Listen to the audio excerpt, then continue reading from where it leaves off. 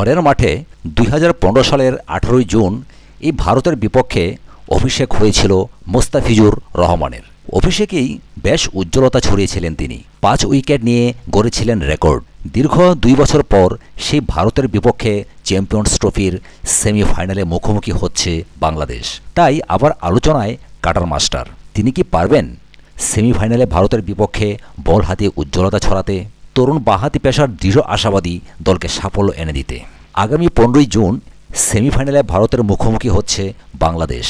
এই ম্যাচ জিততে পারলেই ফাইনালের স্বপ্ন পূরণ হবে বাংলাদেশের। তবে ফাইনাল নয়, আপাতত সেমিফাইনাল নিয়েই যত ভাবনা মুস্তাফিজের।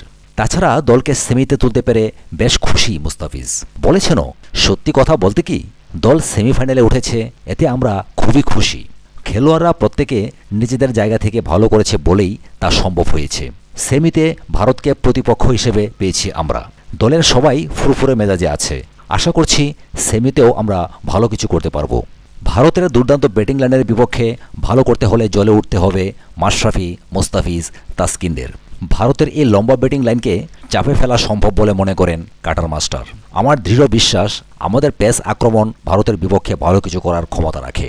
আশা করছি আমরা সাফল্য পাব। বরাবরই ভারতের বিপক্ষে মুস্তাফিজের কাছে প্রত্যাশা একটু বেশি থাকে, কারণ এই দলটির বিপক্ষেই অভিষেক হয়েছিল তার। চ্যাম্পিয়ন্স ট্রফিতে তাদের বিপক্ষে কী লক্ষ্য থাকবে, এমন প্রশ্নের উত্তরে এই তরুণ পেসার বলেন, আমি সবসময় যেটা ভাবি সেটাই করার চেষ্টা করি। ভারতের বিপক্ষেও চেষ্টা থাকবে নিজের সেরাটা দেওয়ার। আশা করছি দেশবাসীর সম্মান রাখতে পারব। সাথে থাকার জন্য অসংখ্য ধন্যবাদ। পরবর্তী এক্সক্লুসিভ সংবাদের জন্য আমাদের চ্যানেলটিকে সাবস্ক্রাইব করবেন এই আশা রাখি। ধন্যবাদ।